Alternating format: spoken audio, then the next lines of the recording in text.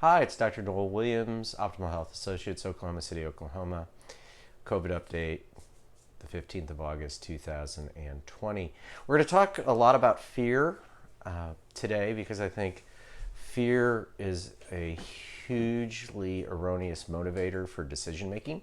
And that's what the tools that is being used currently. And unfortunately, we're all susceptible to it. I really, really like what Dr. Beta Stradler said, the immunologist from Switzerland, that even he got terrified because as an older gentleman, he forgot all his immunologic knowledge as a world leader in it and just was fearful the first 2 months. So we're going to focus on that. But first, some statistics. So we have 916 new cases just announced from the Oklahoma State Health Department today. Our trend had been going down. This makes it come kind of back up, unfortunately, but it was heading in the right direction. We'll have to see how it comes from the next week, and hopefully maybe this one's just a bad culmination of cases from the end of the week and swabs. But we'll just have to see. We're at about 657 deaths. We're averaging about 10 deaths a day, which makes sense since we had an increase in numbers and hospitalizations. We have about 500 people in the hospital, which is a better number than we'd been. We'd been almost at 600 plus, so that's good news. Nationwide, 55,000 more cases that were reported, and the death rate, we're approaching, I think, 170,000 total people dying. The death rate's 3.2%. World's pretty similar. So what do we need now, and where do we go from here? Well, the number one thing for me is cognition. Let's think about stuff. Let's think. That's what's kind of is the problem these days for all of us. It's we get bombarded with information that's incorrect, whether it's about COVID, politics, whatever. You have to not believe everything you read, and you have to think what makes the world go round is attention and social media attention and attention in the news media. So the messaging isn't really correct. And so let's talk about a few things just that happened today, and then I'm going to go to some headlines from the end of the week last week. So those of you who've been watching the news in Oklahoma today, there was a sorority at Oklahoma State University where the news story was it 23 sorority sisters test positive for COVID, or 24? I can't remember. Something like that. Well, and that was the headline for the newscast. And well, let's see what really happened. Well, one girl got symptomatic and got tested in the sorority, and she has mild symptoms, so then all the other girls got tested. So either 22 of the 23 or 23 of the 24 have no symptoms so far, and probably won't have much, or may get cough, cold, and congestion. But oh my goodness. And then today, I guess 7 OU football players tested positive, because they're obviously, when they're doing that testing, it's because someone exposed them who is already on the team. That doesn't mean people are desperately ill or sick. It can be just a cold virus. And as one important thing that we need to always remember is younger people, especially people under 24, very seldom get sick. Yes, they can spread it, but they very, very seldom get any kind of significant illness from it, one. And number two, the ones we really have to look for in those groups are people with lots of significant morbidities, but we're going to get to that eventually. But let's go over some of the other headlines. And I found these all from Friday, and I kind of first saw one, then saw another, and I started to think I'd be pretty terrified too if I didn't understand COVID and virology a little bit better. The first one from Crone was COVID-19 death rate toll rivals fatality rate during the 1918 flu epidemic, researchers say. Okay, it's hogwash, but that was the title, and I'll explain why. COVID-19, this is from Bloomberg, shaping up to be a battle for years, even with the vaccine. Terrible. We're doomed. There's no hope for any of us. From CNET, we'll be living with masks for years. COVID-19 through the eyes of a pandemic expert. Eric Toner, who I have liked, but I think he's lost his we know what. I have a positive one too, but I was going to save it, but I'll just say it since it's on the phone right now. Children have a similar prevalence of COVID-19 antibodies to adults, but more than 99% have mild symptoms or essentially none. And then this other from NBC News, nearly 100,000 children tested positive for COVID-19 in the last 2 weeks of July. Oh! Because they're screening lots of people. Like they screen the sorority sisters, they screen the football players. So that doesn't mean they're sick. It just means they've gotten it. We want them to get it. This is the whole thing. The most effective immune response tool is getting the infection. Is infinitely better than getting the vaccine that we don't even know if it's going to work, but we know the number one treatment is what? Convalescent plasma. Convalescent plasma. What does that phrase mean?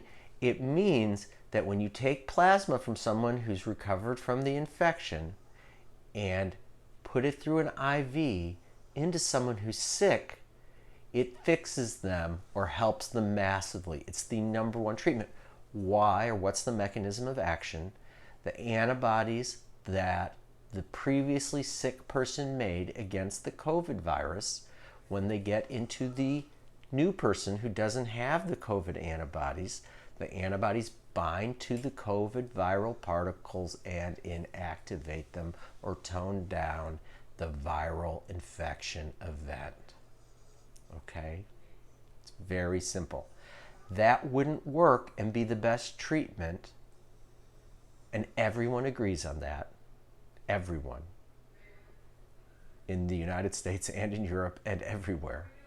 If someone wasn't going to have immunity from the current strains of COVID. And we have to remember that. And so we also know from this paper I talked about from Science a few days ago that at least 20 to 50% of people in 4 different countries have cross protection, most likely against COVID, because of corona cold viruses. So let's start at the beginning again about corona. Coronavirus, or COVID-19 as it's known, this version, is a common virus. It's a cold virus that was first documented in the 60s. There were 4 initial human versions that have been written about. And then there was a massive mutation in 2001, which led to SARS-1.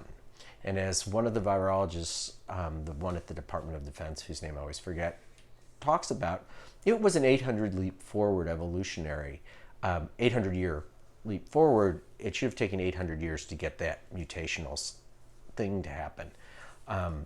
And then we had MERS in like 2011, and now we have COVID or SARS-2. But these are cold viruses. And so they mutate. A cold virus can be stronger or weaker. This one's obviously turned into a one that's more substantial. The coronaviruses are completely, in terms of what we're talking about, different than the influenza viruses. Those are a different virus that can give you cough, cold, and congestion. They're genetically different. They're not the same. They're different species. So when you have the infection, you get immunity from them eventually. Now, is COVID going to change over the years? Probably, and so there'll be some loss of immunity, but the nuts and bolts of immunology is that you're going to have some immunity once you get infected. It's the way it works. I mean, there's not one documented infection in someone who already's been infected. There's been no reinfection so far in the world literature. Every single one that we thought was that has gone away. So let's start talking about these crazy headlines. So first, some people at Yale took the current COVID death rate, looked at the average number of deaths that usually happen in New York City in a month, and then said, well, the delta or the change is all from COVID. They then did the same thing from 1918 in New York City, and looked at the delta of the change and said that was all from influenza. And then they cross-referenced the numbers of people and how things are reported, and they came to the conclusion, I think, that 225 people per 100,000 were dying of COVID in New York now, and it was 275 then, and they did some other mysterious statistical I'm sorry, I won't say the S word, but it was, and said, see, it's COVID's probably more deadly than Spanish flu. It's utter nonsense. It's utter nonsense. There's some old statement about statistics, but oh my God, it's baloney. I mean, it's just, I was like, who writes this? You're just trying to scare people. We're going to do a model to make it the worst thing ever. Spanish flu was definitely much worse. Okay, we're not having 600 people die per 100,000 right now, and so we'll have to see what happens with the next wave. But God willing, it's not going to get that bad. And if it does, it does. But there's no data to support that nonsense. So if you saw that article, oh, terrible. Then we can talk about the Bloomberg article that said we'll be having to wear masks for years. It's never going to go away. Utter baloney again. I'm not going to be wearing a mask for years. Okay.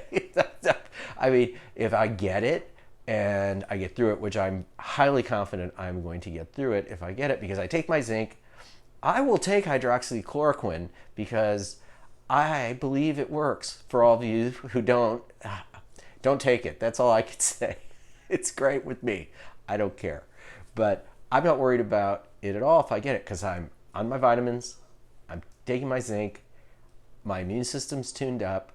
So, I'm not particularly worried about it. But eventually, once I have it, that I won't feel like the need to wear the mask as much. Now, right now, yes, I'm going to wear a mask for the next year or two, whatever. But eventually, we are not going to have to wear masks. And promulgating the idea that we need to be so scared that it's going to be with us forever is crazy. And then having Eric Toner promote the same idea in this other article that, oh, we're doomed and we're going to be wearing masks for years again. And oh gosh, it's never going to get better. Well, let's look at some reality, folks. The virus is pretty virulent.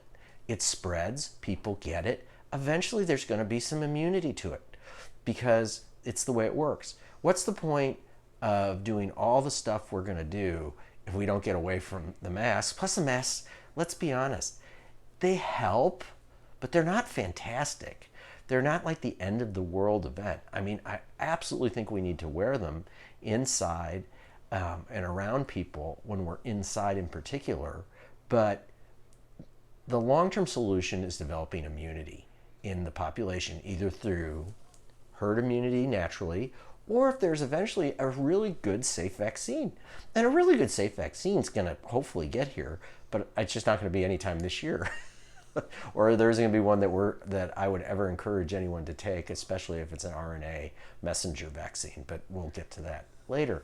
And then finally, 100,000 children got it in 2 weeks. Well, one, if they're screening tons and tons of kids, they're going to be positive.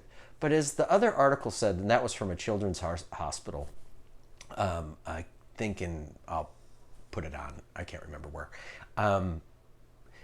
99% of them have very mild to no symptoms. And there was a paper from, which I'll put out too, I have to refine it, I read it on Thursday night, about the actual death rates and hospitalization rates.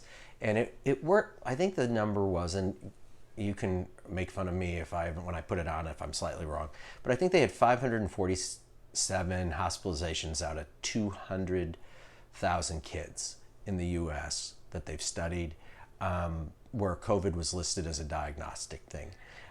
When you break that down, about 65 to 70% of them had significant serious comorbidities. So again, we have to look at that. The average hospitalization, though, was only 2.5 days. So these kids were not particularly sick, the vast majority. Unfortunately, some died. Okay, and that's a tragedy.